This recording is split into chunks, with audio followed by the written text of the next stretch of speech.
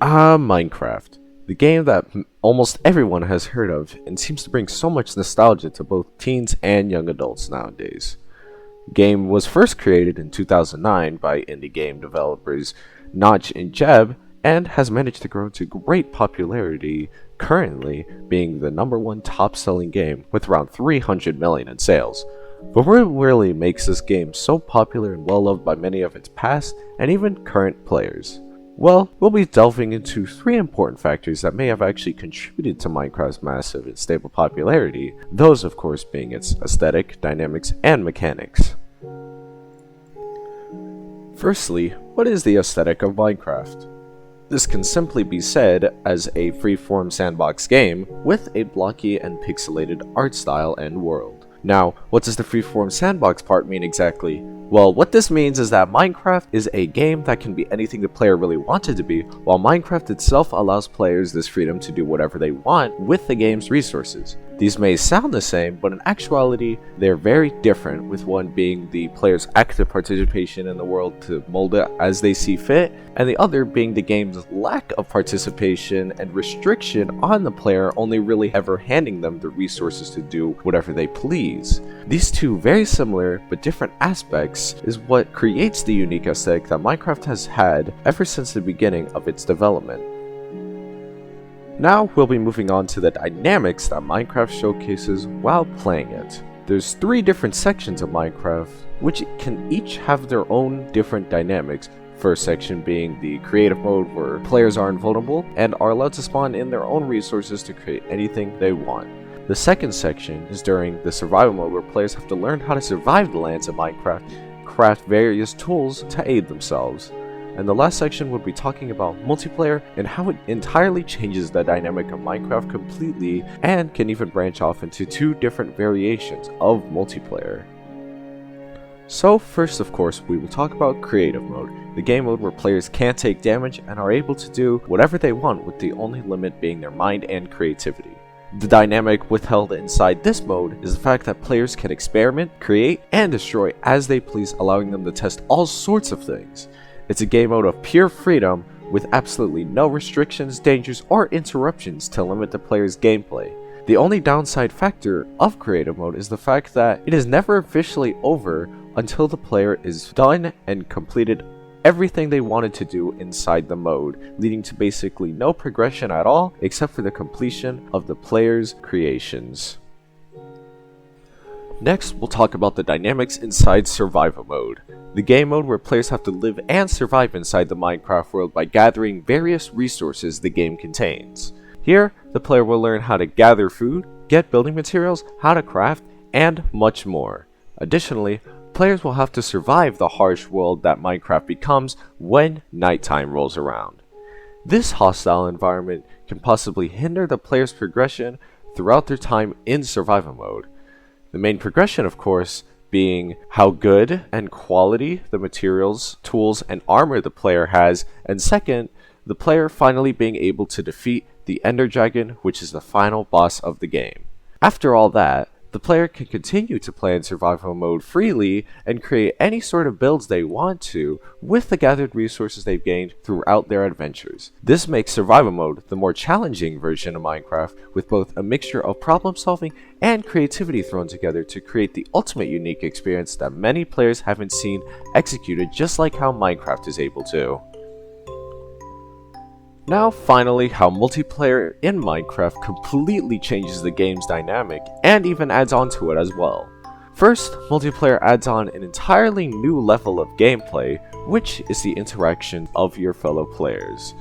This can be both a positive and negative thing, as the interactions can change how the dynamic is. This is due to the fact that people can both cooperate to progress Minecraft normally, or people can try to start wars with one another, or even outright try to stop each other's progress, causing major competition between players. This new pacing of aiding or hindering other players allows the creation of a whole new dynamic that changes what sort of creativity players have to use in order to solve or create complicated problems with their fellow players. That just about sums up the dynamics of Minecraft, so now we'll finally be moving on to the mechanics of Minecraft and what players really have to do in order to accomplish their own unique goals. These mechanics are generally all the same regardless if the player is playing inside of creative or survival mode, but they still have some of their own unique features within them as well. First is the general mechanics that players are able to perform, such as moving around, looking around, breaking blocks with their bare hand or whatever tool they're armed with, being able to place any sort of blocks they've gathered inside their inventory, and being able to open up and organize their own personal inventory. These main mechanics are the pure core of Minecraft. Whether it's inside the limitless creative mode or challenging survival mode, it doesn't really matter. They are the building blocks to really how players can enable their own creativity within the game. Additionally, there's also the more complicated game mechanic that players can utilize to their own major advantage if they can really fully understand how it works, but we'll get into that later on. For now, it's time to talk about the multitude of mechanics of survival mode. Inside survival mode, players must manage themselves while they try to live inside the massive world of Minecraft. First, they have to keep track of their health, which could decrease from various sources such as monsters hurting them, players falling off steep cliffs, drowning, and even getting hurt from other players. Luckily for the players, they can create pieces of armor to make this daunting task of survival more manageable, especially in the later stages of Minecraft. But you may be wondering, how can they create these pieces of armor to protect themselves? Well, Minecraft does this in a smart way by combining two simple mechanics together, of which are smelting ores and crafting items. Players first have to create a furnace using a crafting table that they usually create at the start of their journey, as the crafting table is utilized to create many different items using important crafting recipes. Now, what if player doesn't know the crafting recipe? Luckily for them as well, inside the menu of the crafting GUI, players can access a little book that tells them whatever recipes they can currently make with the current materials they have in their inventory, or what recipes they can make further on if they gather enough resources. Continuing on from here, players will craft a furnace using a few pieces of stone and then place it down. And what does this furnace need to run? Well, obviously a furnace would need some fuel and then a resource that is smeltable. Once these two criteria have been met, a furnace will automatically start smelting items until fuel has officially run out. So, for example, players throw in some raw iron into the furnace and some coal as a fuel source. The players will wait for their iron to finish smelting and then grab it and move on to the crafting table. From here, players can make a multitude of different items.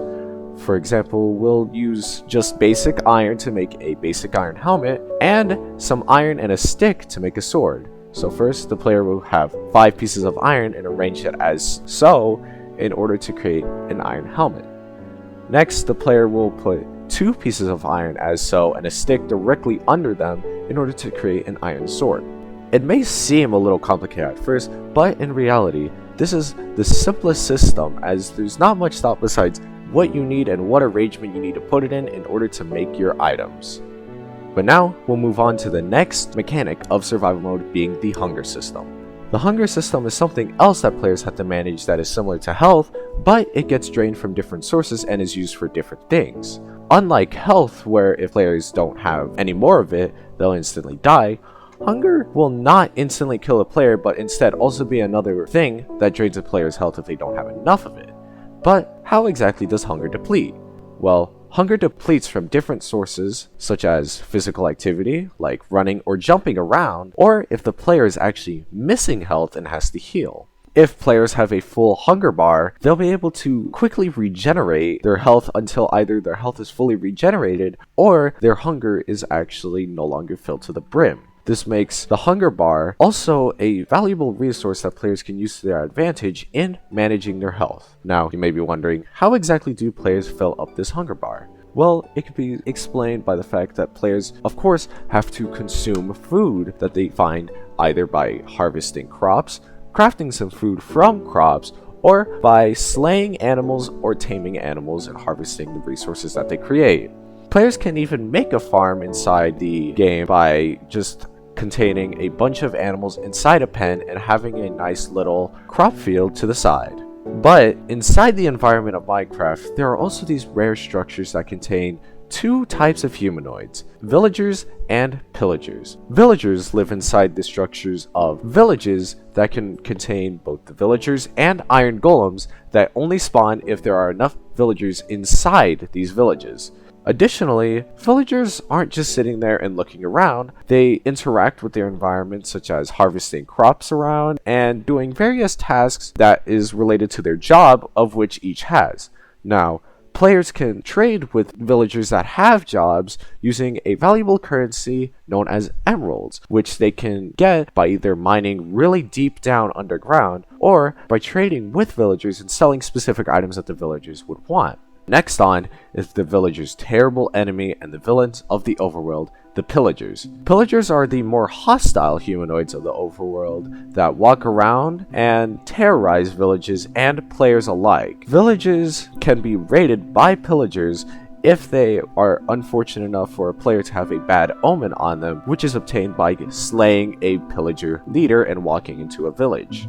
During these raids, players have to protect the village from waves of strong offensive pillagers, and after the end of this, villagers will show their gratitude by giving players massive discounts on items and even giving big bonuses of emeralds to players whenever they sell things.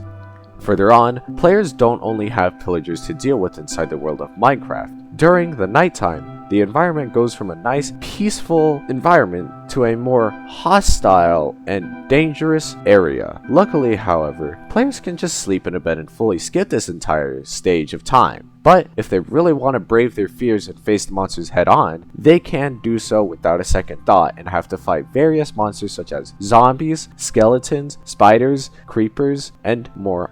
All in all, these different mechanics combined are what create the unique experience that is the challenging and both creative mode of survival. Next up, we'll move on to the special mechanics that creative mode uses only. Inside creative mode, there's only a couple specific things that players can now do and utilize. The first being their newfound ability to fly whenever and wherever they want to, simply just by jumping once and then jumping again mid-air. The second mechanic is that players at any moment can pull up a special menu where they can spawn any sort of items they want to use and place with absolutely no limit to it. Additionally, the previous ability to break blocks has now been actually upgraded to instantly break anything the player is looking and pointing at, even blocks that are originally unbreakable. And although it's not so much as a mechanic, creative mode also has a special ability for players to spawn in items that aren't even previously available in survivor mode. However, these items can only be obtained by enabling cheats, which could be done when the player first creates the world. To put simply once more, creative mode is as the name says, the mode for creativity to flourish and fly with nothing holding it back besides the person themselves. Finally, the last mechanic that can be heavily complicated to understand for both new and even old players. This mechanic is of course the infamous redstone, an elusive red ore that can be found deep underground.